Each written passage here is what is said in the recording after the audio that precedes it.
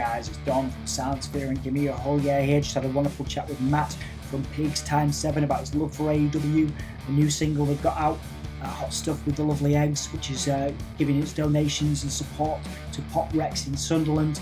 Forthcoming tour, which has been cancelled before they are finally back out on the road. And yeah, we got to talk about lots of wrestling stuff too. So this was a lot of fun. Hope you guys enjoy it. Oh yeah.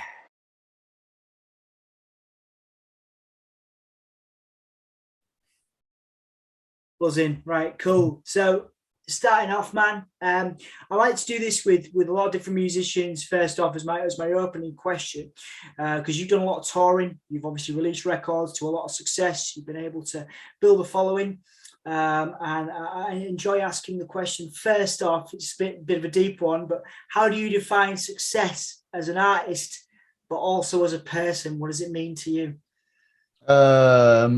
It's something I kind of muse over quite often, actually.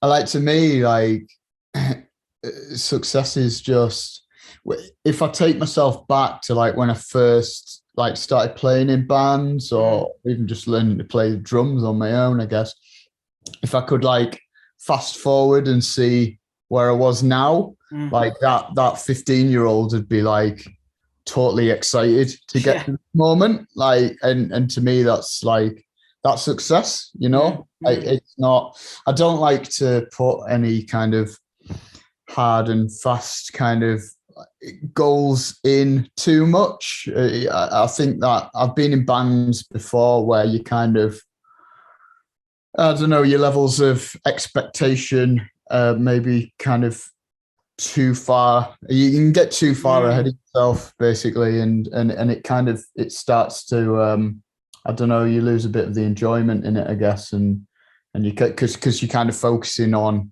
all of the things that you're not achieving, if that makes sense, rather than just kind of enjoying the things that you're doing and being in the moment with it. So since I was 15, really all I've ever really wanted to do is just kind of be in a band, perform in front of people and go on tour and go some cool places and meet some nice people, and we do that, and that's a blessing. It really is. So absolutely, that's success for me. Yeah, absolutely. And one of the bands you met obviously on tour, you've just put out a single with the Lovely Eggs, who are from Lancaster. I love those guys. I used to live in Lancaster, so it's really cool to see a band doing so well from there. Obviously, you did the Hot Stuff cover. We'll talk a bit about what you're doing with that. Obviously, you've got some, the funds are going to Pop Records, but tell us a little bit about the recording of the Hot Stuff cover.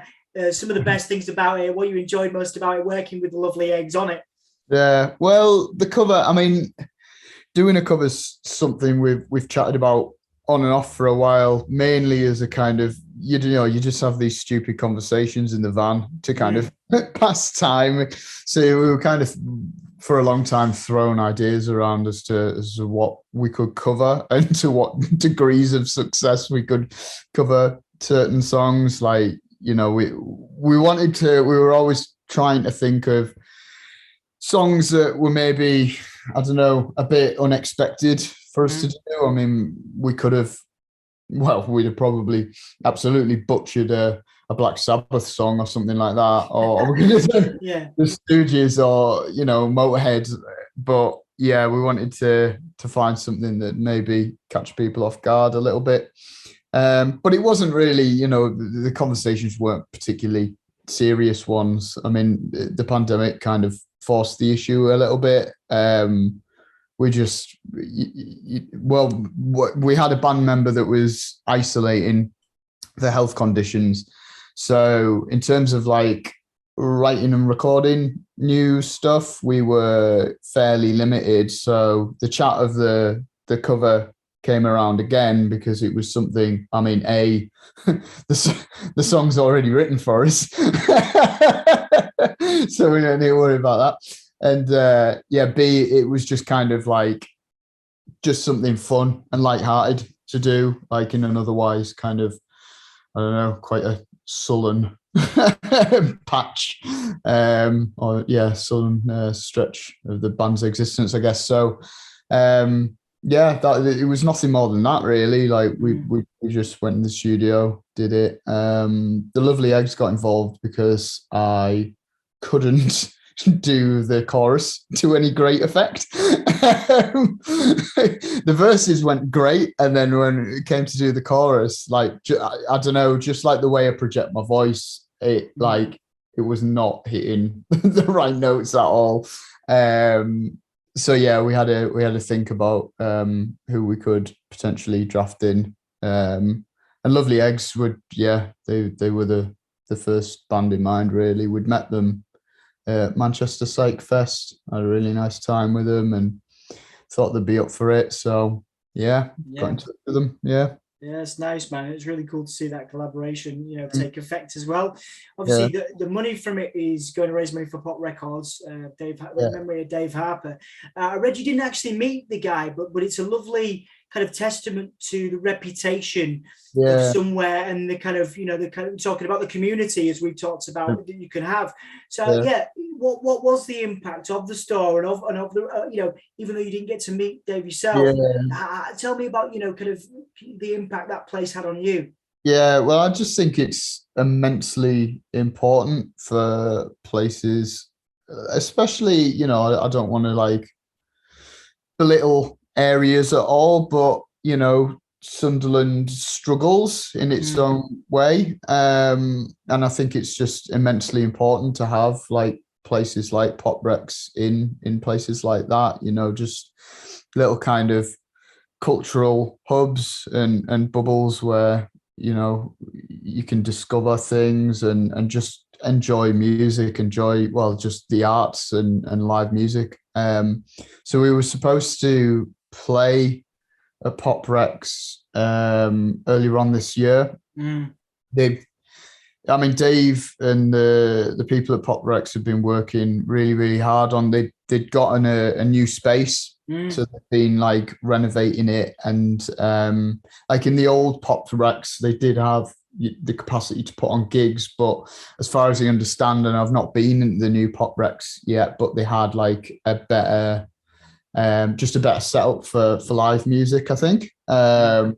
A bit, I think, probably more in line with like the rough trade sort of Yeah. setups. So we were supposed to play, and then I can't remember why it got postponed the first time, and then the second time it got postponed. It was David falling ill. So yeah, I mean, just the amount of people that came forward after he passed away and the things they're saying about him. I mean, this is all stuff we were well aware of anyway about Dave, but like I say, like never really met him, but I suppose it kind of shows the impact of who he was Yeah. and what he was bringing. And yeah, it seemed he had a very, very strong sense of community as well, and that he wanted to do it all in Sunderland as well, which again I Yeah. think it's just such an important thing for areas like that. Absolutely. Absolutely. It's kind of like the sort of unsung heroes of the music industry. Yeah, You're shining the light on them there, which is awesome. yeah, yeah, As Sunderland changes and develops, becomes, like I say, the music scene, people do know about it regionally, nationally, people do know about it. And, yeah, it's really cool to see how, I guess through Sunderland's changes, Pop Rex has been a centerpiece of that, yeah, yeah, certainly from the outside, which is yeah, awesome. yeah, Talking about changing and developing, obviously you released this is the first material you released. It's Viscerals, obviously record that sent you touring around as well. Obviously, you've also got King Cowards in your repertoire and a lot of a good reputation you were able to build with amazing live shows and quality tunes basically. But I wanted to ask you, because you can't speak to the rest of the band, but how have you sort of changed and developed as a person and as a musician as well, I guess, yeah. since the release of Viscerals up until this point? Because obviously, again, you're back out there now.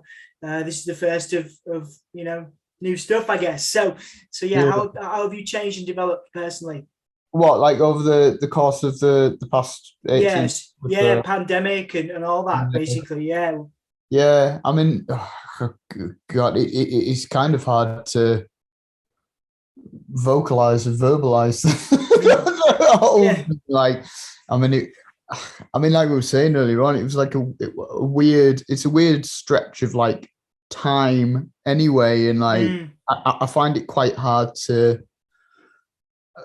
measure it in a way, like because in some ways it feels like it weirdly flew by, but like there were certainly moments like if I think back to like the beginning of it when it was rolling in, that could have been like 2 months ago in terms of how my brain's processing that and thinking about it. So yeah, it's weird. I mean, in terms of growing personally, I don't know whether I have. I don't know whether I'm. I don't know. Someone else might have to answer that. Like I tried to.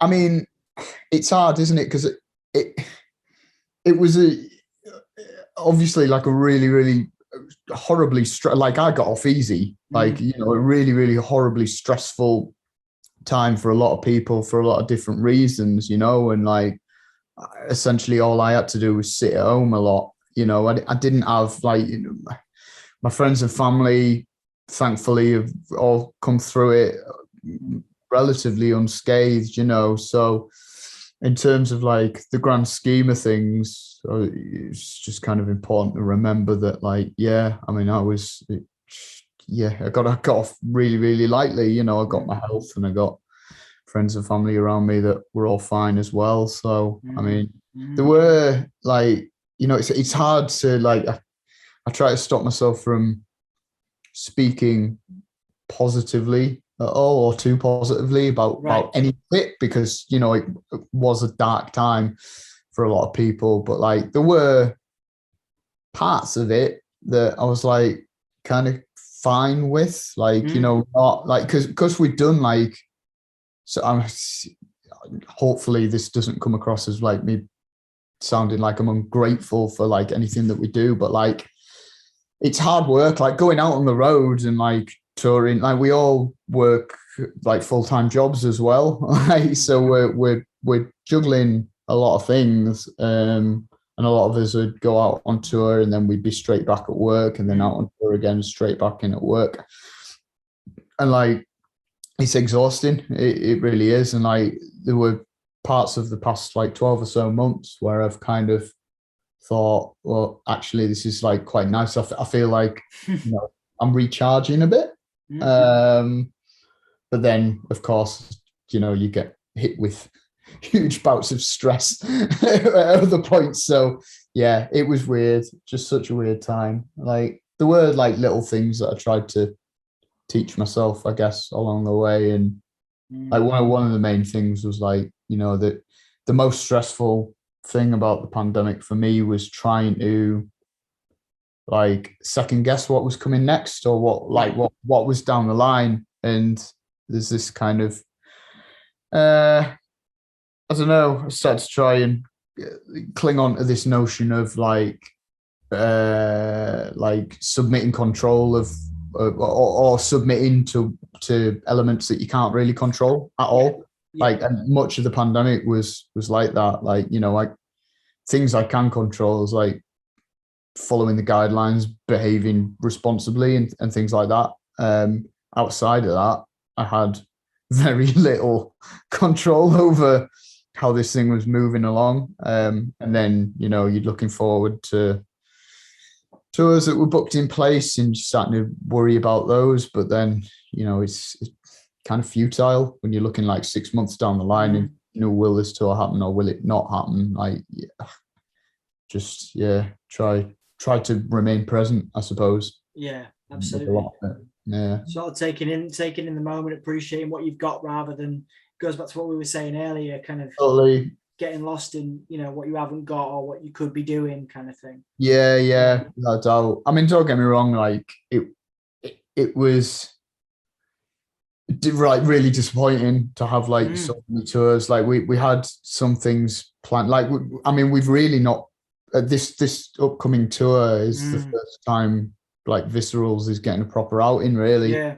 Like and we had like things booked in that were going to be a first for us. Like we had like 3 tours booked in for America, which was like really exciting.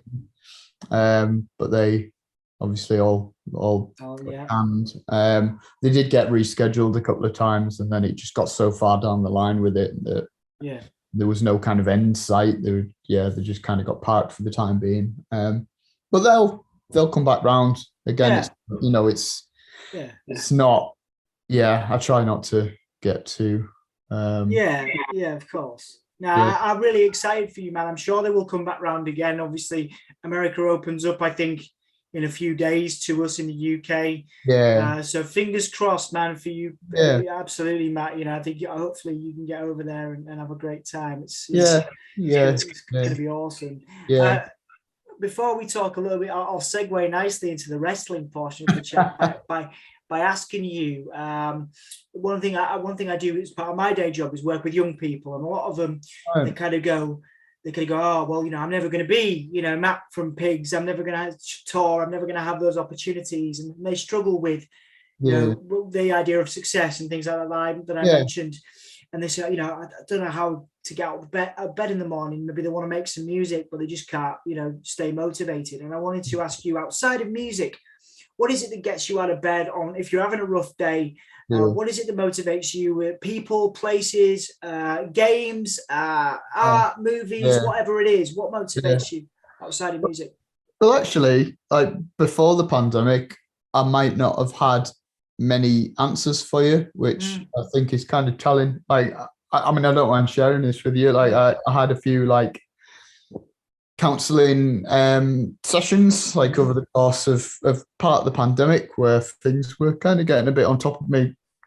And I would generally I was kind of speaking about music a lot and like how important music was to me, and started talking about like other things that I'd started to do kind of in lieu of music being an option to me, or at least like I mean I can make music at home on my own, but I prefer to be in a room with other people and kind of collaborate a bit. But I started talking about like other activities I'd started to do, and the lady I was speaking to was like, oh yeah, like it's really important for you to have, or at least it sounds like it's really important for you to have something outside of music, like because it can get quite intense, like I mean for a multitude of reasons, like music can become kind of stressful, and it's I don't know, I kind of see it sometimes in like peaks and troughs, and sometimes it's like you got the wind in your sails and just go with it and take it, like just appreciate that and go with it. And then other times there is very little wind in your sails, but that's okay too. Like there was always a little bit of wind, and it just might not be carrying you as fast as other times when the wind does start to blow. And I think that's immensely important. So like it's kind of because there were points in the pandemic where I was kind of beating myself up a bit. It's like, why am I not making more music on my own? Like I'm capable of that. I can do that. But it's like a weird like thing. Like again, it's almost like harking back to this thing of like submitting to what you can't control. And I know in terms of like creativity, you can control it to a certain degree. Like if I don't get together with the rest of the band, there'll probably be not many new Pig songs made. So in order to do that, we've got to schedule rehearsals in, right? But sometimes you'll schedule in rehearsals and you'll go and like for whatever reason you're not quite there. Like there's something not quite with me that enables me to, I don't know, create as well as I can on another day, right? Yeah. But I think the key to it is that acknowledging that is important, and just in the same sense, like acknowledging when it is there, go with it and like just use it, and then it kind of goes. It's like this weird thing that just kind of passes through you. Like, I suppose, like inspiration in a way. It kind of, for me, it kind of comes and goes. Like, it's not always there. Like, I couldn't, just write a song or write a bunch of lyrics like right now, for example. Like, I just, but other days, something like I'll just have a sense that there's something inside me today that wants to do that, or is going to enable me to do that. So it's at those moments, it's like, it's important not to waste that, but it's not always there. And I think everyone's probably the same as well.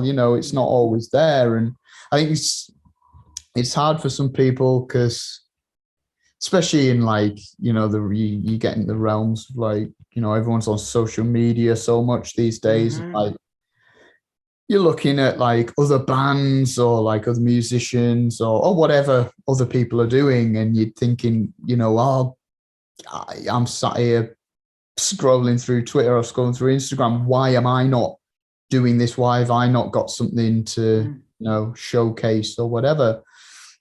And I don't think that helps people much, because it kind of feeds this loop of like, I should be doing something right now in this moment, and I'm wasting my time. And when you start to become critical in that sense, I think it can be damaging to the creative process in general. So, I try and limit my use of social media for that reason. No, it's interesting actually, because I've been doing some counselling training actually, and one of the things one of the things that I've learned first was to, sort of try and avoid using the word should, because who's to say what you should and shouldn't be doing? Who's you know what I mean? Like, I suppose it just sort of depends what school of counselling you're looking at, but like, certainly when we were training, it was like, what would it be like if you heard, well, you should be doing this or you should be doing that, and how would that feel? You know what I mean? It's quite, so like, and I think it goes back to what I was saying before, like how you guys as a band have achieved so much, and I guess a lot of people look at that, like, I think that's awesome, you know what I mean? But then you might look at somebody else's band and you might think, well, I'm not doing that. And it's one of those things, it's a perspective, isn't it? It's changing your perspective and being a bit kinder to yourself, Matt. That's it. With what you've achieved and what you've done, because other people look at you and go, well, I'm never going to get there. But but again, it's back to that thing of like, try not to judge yourself, against what other people are doing. Like, everyone's circumstances are completely different, right? But like, try not to go too far down the line. Like, every band wants to headline Glastonbury, right? but if that becomes your kind of your end game, or your sole reason, or one of the key reasons that you make music, it's not going to become enjoyable. It's just going to be a really, really frustrating process for a lot of your band's existence. But that's not to say you can't like make little goals for yourself as you go along. Like, I mean, we used to drive down to London and play shows in the Brixton Academy. Now, like, not the Brixton Academy, Brixton Windmill. And like, even just like somebody getting in touch with us and would a band from Newcastle, or do you want to come down and play a show? Like, we'd be first on or whatever. Like, that's great. Like, we go down, we drive all the way down to London, play the gig, and then drive back up the next day. But that was great. That was an achievement at that point. And then, as we started to play more gigs there, we kind of started creeping up the bill a little bit, till the point where it was like, oh, do you want to do a headline show? We were like, wow. I mean, the Windmill's not it's not a massive venue. And you probably fit about, I don't know, 100, 150 people in there, maybe. But like, we were just like, wow, like someone wants us to headline a gig in London. That's weird.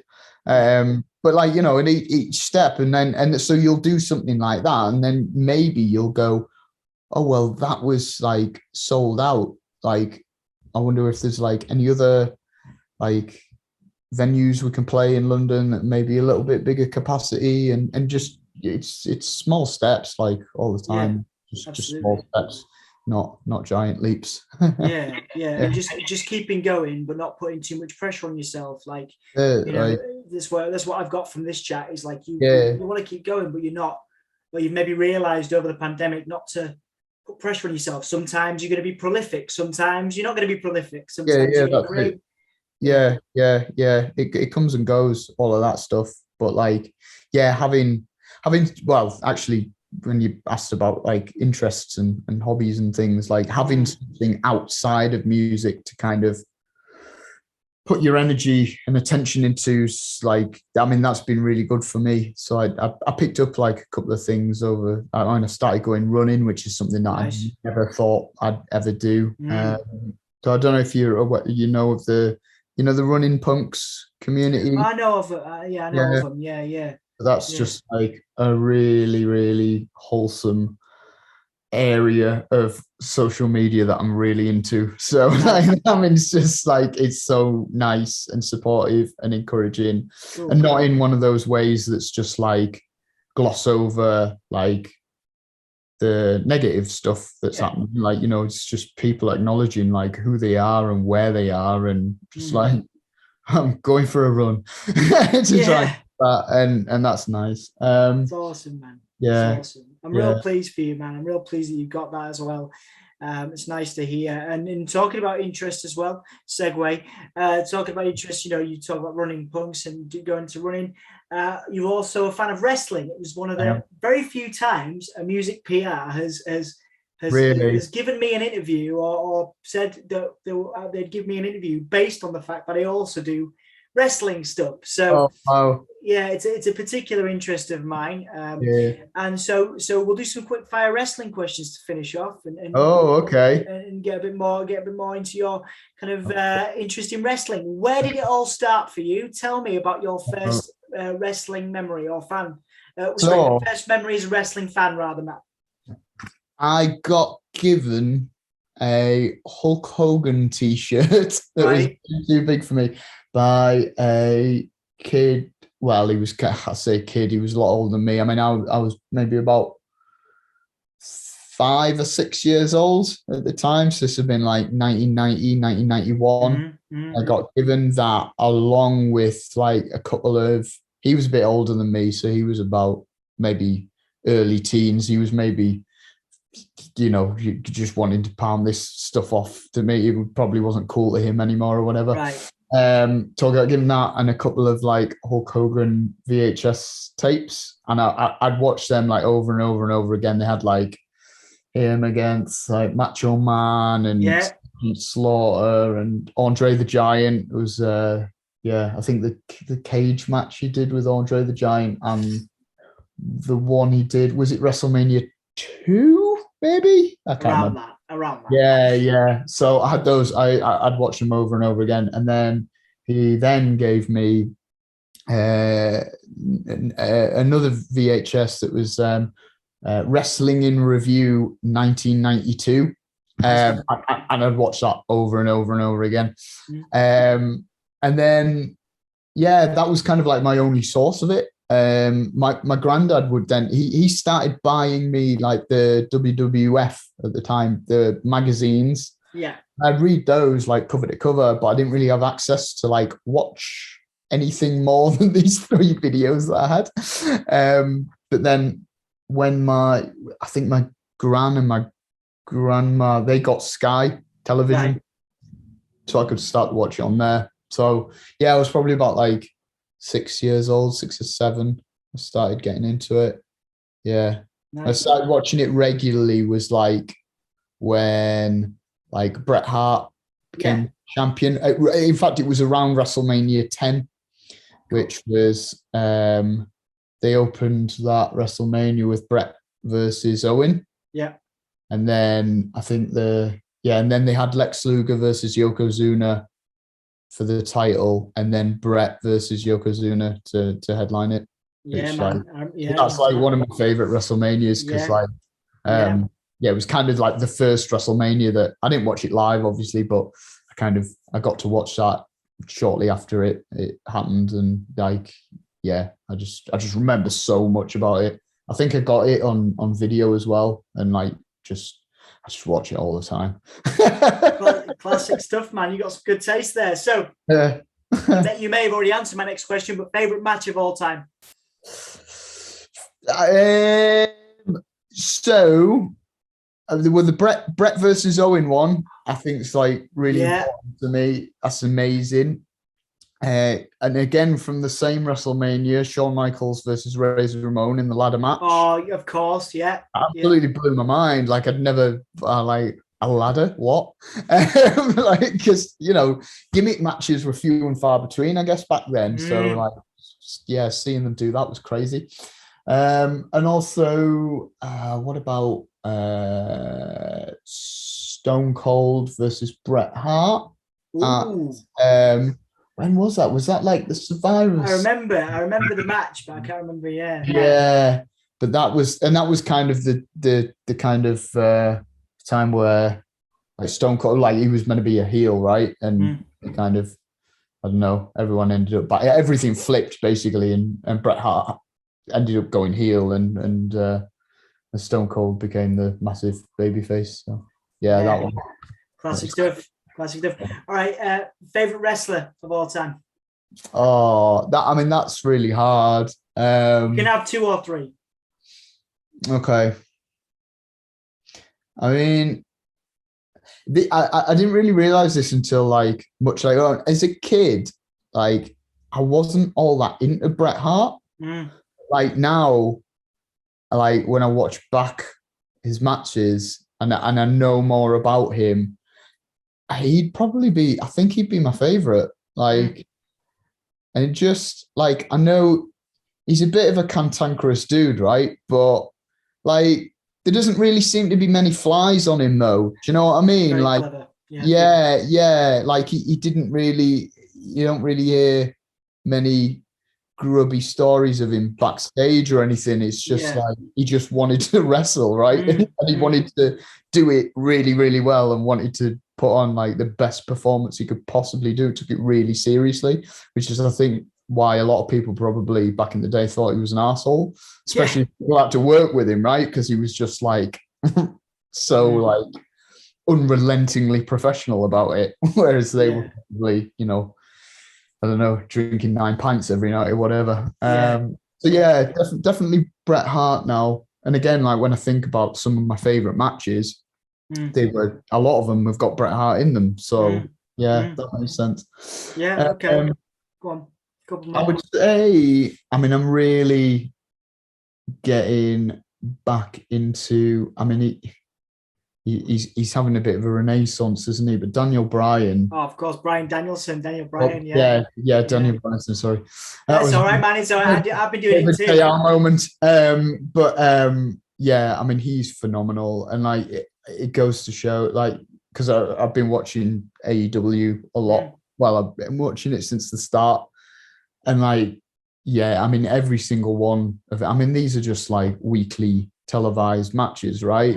And they're just so good, like start to finish, like really, really engrossing, and excellent. So I think maybe Bryan Danielson and new. It's hard with like, because I kind of at the moment I'm leaning towards like newer wrestlers, but whatever. Can't really go.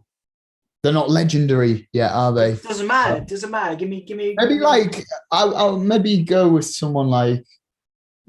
He's not new at all, but like in terms of like legendary status, maybe Mick Foley. Oh, of course. One of my probably my favorite of all time, and also I got to speak to him during one of his stand-up tours for an interview for Oh, Soundscape. nice. It's one of the loveliest people I've ever met in my He's life. nice. Like, so nice. And Yeah. absolutely my favorite of all time. Yeah. Without question. I went to see him on one of his, I think it was the first stand-up tour he did, like over here. And he did like a meet and greet afterwards, which was like, I mean, oddly, you didn't, because this is like such a wrestler thing, isn't it? Like, you usually have to pay extra on top of the ticket price for the meet and greet, right? But for some reason, that wasn't a thing. And like, so like everyone in the theater, you just got like queue up. It must have taken him ages because it was a big theater. Yeah, of course. And you just had like a quick photo with him and an autograph, signed the ticket. But yeah, it was lovely. He awesome. Said, I said, "Oh, my girlfriend bought me a ticket," and he said, "No, you people who come and see my stand-ups don't have girlfriends."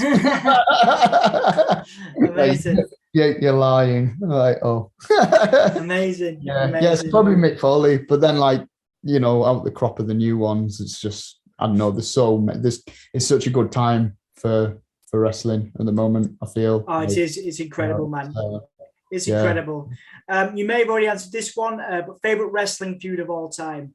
So is it Owen and Bret? No, probably not in terms of feud. I mean, you can't really, you know, Stone Cold and Vince McMahon. Like, I mean, that feud. I mean, it went on for so long. It was so intense. It was brilliant, and like that was kind of the main thread throughout the entire Attitude Era, right? Wasn't it? It was like Stone Cold and the corporation. So like that was the basis of a lot of it. So yeah, that's probably the feud. Good one. And you may have answered this one already as well, but AEW or WCW? Oh wow, okay, or WCW. Yeah. Probably AEW. I didn't really watch too much WCW when I was a kid. I remember watching, like, I did start to watch, because I think for a long time it wasn't even on like Sky Television when WWE was. Yeah. I think WCW was on like Bravo. No, that was ECW. Yeah, it did. WCW was on like TNT. We had like Sky or something, didn't it? It did come around at one point, and I do remember, like, I did start to watch it for a bit. I'd watch like episodes of Nitro, but because I don't know, I didn't have much of an affiliation with it at all. Okay. But I remember when I did used to watch it on the occasion, like, it did kind of feel like, I don't know, there was something, I don't know whether it was just because of the formatting of it was a bit different. It did feel a bit exciting, or a bit more exciting that I was watching that rather than watching the WWF stuff. But okay. But I'd go with AEW because all right. Yeah. All right, the impact at the moment is amazing. Oh, it is. Well, again, you've preempted, man. So we've had a little first round match between AEW and WCW. AEW or WWE? Oh, AEW all the way. Like, right? I was I'd stopped watching WWE like a few years ago. What was the last thing I watched? I mean, I was still, so I stopped watching like Raw and SmackDown, and then I was just watching the pay-per-views. And after a while, the pay-per-views, the only pay-per-views I was watching were like SummerSlam, you know, the big ones, like Royal Rumble and WrestleMania. And then it kind of dropped down to WrestleMania, and I was getting really bored with it. But I did start to pick up on NXT, and I was watching NXT for a long time and really, really enjoying it. But then, I don't know, maybe like a few months before like AEW started, I just started, even like NXT started to feel a bit of a grind. Like, it just started, I don't really know what was changing, but something was shifting and it started to get a bit dull. So yeah, when AEW fired up, I just started watching that.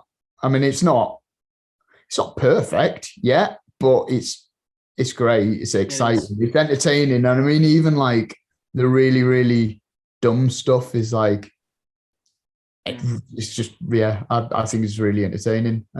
It's just like, it seems at the moment, like at present, it feels like they're striking more of a balance now between like the kind of straight up like wrestling and the kind of the more novel stuff. Yeah. Whereas there were times during the pandemic when it was like leaning quite heavily on the novel stuff, which was okay for like a couple of weeks, but then after like 2 months of it, it's just like, well, what's going on? what am I watching? But yeah, there were some glorious moments amongst all of that, kind of the Matt Hardy compound.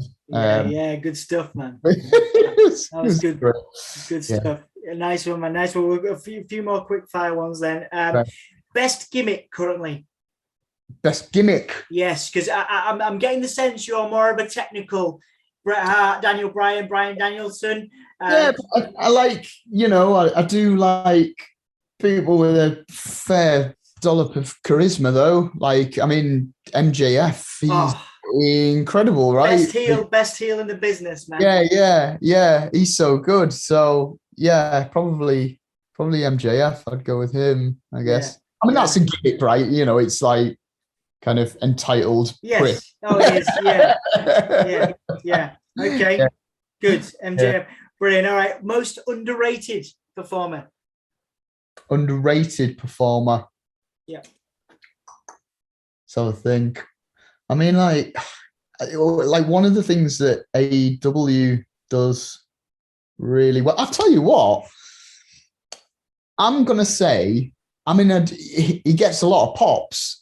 But I suppose he's maybe underrated in a different way, or at least maybe I underrated him somewhat. And I do love him, but like Eddie Kingston, right? I know he's really popular. Brilliant. Everyone loves him, but like I feel like even I don't know, maybe since he came into like AEW, I'd kind of put him in this category of like, I don't know, just like a bit of a brawler and a bit of like a no DQ specialist or whatever. And just like, he did that really well. And he's got a lot of charisma and he can cut an amazing promo. And all of that stuff was great. And I enjoyed that. But that match that he had with Bryan Danielson the other day, that was a straight up wrestling match, right? Yes, it was. And he was brilliant. Like, it seemed like he was leading a lot of that as well. And and I kind of thought like, Jesus, like, Eddie can put on a straight up wrestling match. So maybe, I'd pick Eddie like for that reason, I guess. Nice one. He's really relatable too. Like he's just a dude who worked really hard. Did you watch the promo that him and Bryan Danielson had before their match? I think it was like a card. It was like the week before, and Danielson basically just said, "You don't work hard enough." Like. I'm here because I've been working. You look like that because you just stopped putting the work in, and it was like and it was just like, you know what I mean. It was like before that match that you saw. And he was just Kingston. He can just. I love him so much, and he's about to start a feud with CM Punk too. So that was exciting. That backstage segment, that was amazing. That was, and it's just like the little things where they were like bleeping out like swear words. I was like, this is just these nice little touches that made it feel like really legitimate, and that was good. Man, I love that. Honestly, go watch that promo. It made me like, I've not seen it. It made me like, I can't, if you go back on the AEW YouTube channel, it's there. But like it made me think, because Eddie Kingston's like anybody, isn't he? He's like the dude next door. The dude, you know what I mean? Or the guy, the guy who's just had a really bad go of it. And I remember because he was talking about his depression and his anxiety and stuff. And a lot of people can relate to that. And Bryan Danielson was just like, everybody goes through that shit. We all go through it, and we all struggle with it, but we come to work and we get on with it. And you just gave up. And it was like really, really hard to hear. As like a wrestling fan and someone that's, obviously we were talking about it earlier, people that have been through, some of that stuff. But so Yeah. Eddie's really relatable in that way, and I really like that. It's going to be interesting with like Bryan Danielson, because I feel like he's probably going to tiptoe this like weird like line of like, is he a heel or is he not? Is he a babyface? Because obviously people are gonna love him for like a certain period of time anyway, and they will anyway because he puts on amazing matches. But like in terms of his character development, it's going to be quite interesting, because if he does like start getting like ultra ruthless with people and like you're not where I am because you don't put in the effort, like it'd be interesting to see how the audience starts to I don't know, but it starts to change around him, I suppose. But man, no, it's a really interesting time, and we've worked with WWE quite a bit in the past.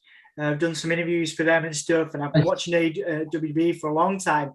And I've started to really engage with AEW more recently, and it just I love the product. And I'm the guy that I do the podcast with. We do these live streams. I used to be the guy that was like, no, AEW is just WCW. He's going to run out of money. His dad's going to get bored, because obviously it's the Khan family. Dad's going to get bored. They're going to get, they're going to stop. But like, it's proving me wrong, and I'm a big fan. And the guys like Eddie Kingston and the kind of new lease of life Bryan Danielson has, it's exciting for me, man. A couple more then before we finish off. We've done most underrated. What about most overrated performer? I mean, I'll stick with AEW because that's the thing that I watch week in, week out now. Probably, I want to say the Young Bucks. Yeah. The thing is with them, it's like, well, like I was saying earlier, like I like the really silly stuff, like in small doses. So what they're doing there is okay, like as long as I don't see too much of it. And I like the kind of matches that they do, but also I don't want to see that like every single week. And like quite often they'll be in these like 4-person tag matches, and just like there's 8 people in the ring, and they're just like everyone's doing everything all at once, and it's like that for like 20 minutes. You're like, what? Like no one's tagging in or tagging out. Why are those 4 guys stood outside? Well, why are 3 guys stood outside the ring watching one guy get his head kicked in by 4 people that are just kicking his head in? Why don't they just come? It just, I don't know, my brain, it's just like none of this makes any sense whatsoever. I mean, in terms of the spectacle and like the athleticism of it, it's like they're brilliant. And when they're allowed to just do, like they had that amazing cage match with the Lucha Bros, right?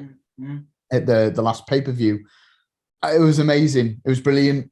But like, just on like the weekly show, I don't need to be seeing so much of that. I just think, they just play themselves, I think, a lot. So maybe Young Bucks. I'm personally in agreement with you, man. I love gimmicks. I was a huge fan of Bray Wyatt and what Bray Wyatt was doing. But the Bucks, man, they push my buttons. But I guess that's the point. I guess that's the point.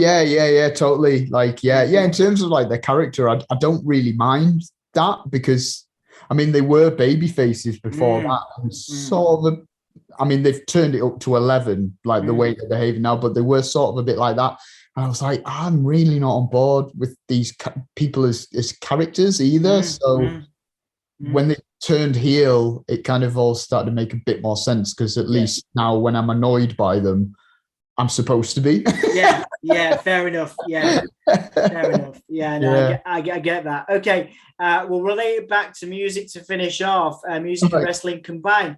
If you were running Pigs Times 7 Mania, if you had a dream card, all right, so you've got 3 to 5 dream matches, okay, any era, current, old school, NXT, WWE, AEW, New Japan, wherever you want to put performers.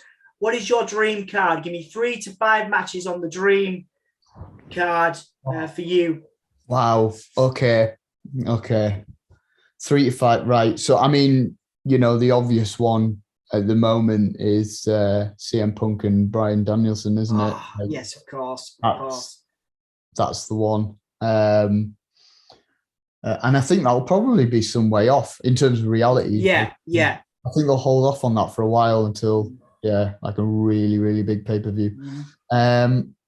So that be good to, let's think. So what about I really rate Charlotte Flair as a performer. Yeah.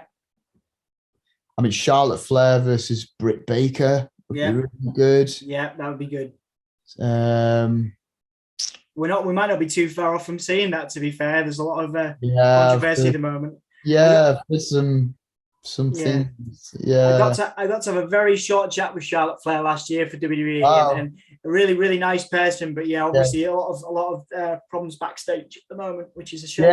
Yeah. I've read, because I still, even though I'm not watching it, I read probably a lot of the same websites that you look at. So I'm vaguely aware of that stuff. Yeah. Who else could we get in there?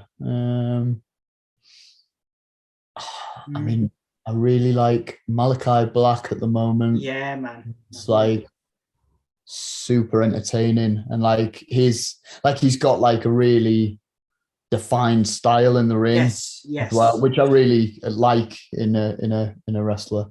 So let's put Malachi Black in there with nice.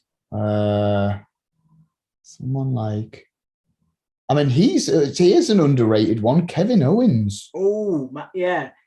So you're saying Malachi Black AEW, Kevin Owens WWE? Yeah. Nice. Okay. I like that. Yeah. Yeah. And then we could throw in we had more I really like Thunder Rosa. Yeah. Amazing talent. I think someone like Thunder Rosa could have an amazing match with Bailey or someone like that. Oh, that'd be good. Yeah. I mean, I don't know what her current sort of where she is in the pecking order now in WWE, but certainly she's someone that should be just at the top a lot. So I don't know if she is or if she isn't. She's still contracted apparently, but we'll see. We don't see a lot of her at the moment. No, really? That's a shame. Yeah. She's really, really good. Some of the matches she had with Sasha Banks, NXT were just mega really good. Mega. Okay. Yeah. We'll go with them. Nice one. All right. Good. All right. So if you could rip out the soundtrack theme music of any wrestler and soundtrack it with one of your tunes, who are you picking? Who are you soundtracking, and why? Goldberg, because the license fee would be the highest. Of course, man. It'd only get played once a year or something, or twice a year. Oh, but you could make it yearly. You could make a good bit of money off that. Retire. Yeah. WrestleMania or Crown Jewel performance. You know what I mean? Absolutely. You'd be smashing. You'd be making that Saudi Arabia money, mate. Oh no! I take it back. Not Goldberg. Yeah. I don't know. I mean, it'd be a travesty because at the moment, it's you've already said Bryan Danielson and Malachi Black are the ones for me. But Malachi's Black, his entrance music is incredible. And Men Ra who do that. Yeah. Awesome. So good.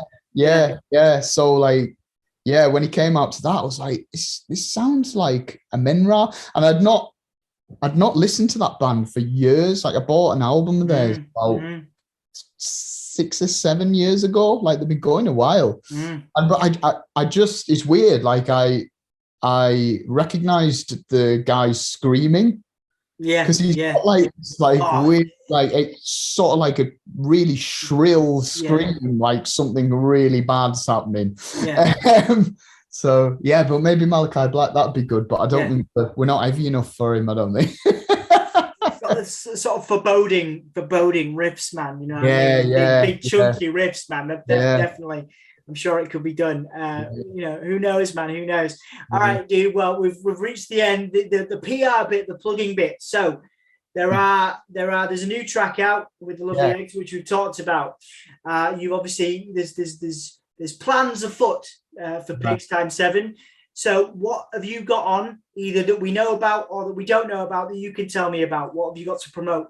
So yeah, we got finally we got the tour to play a lot of the Visceral's album that we haven't yet had a chance to play. So yeah, we start in it's a week on Friday. We start in Norwich, and then we're pretty much doing we're touring like UK and Ireland for, I don't know, we finish up in like just before Christmas, really, right? Like 16th or 17th.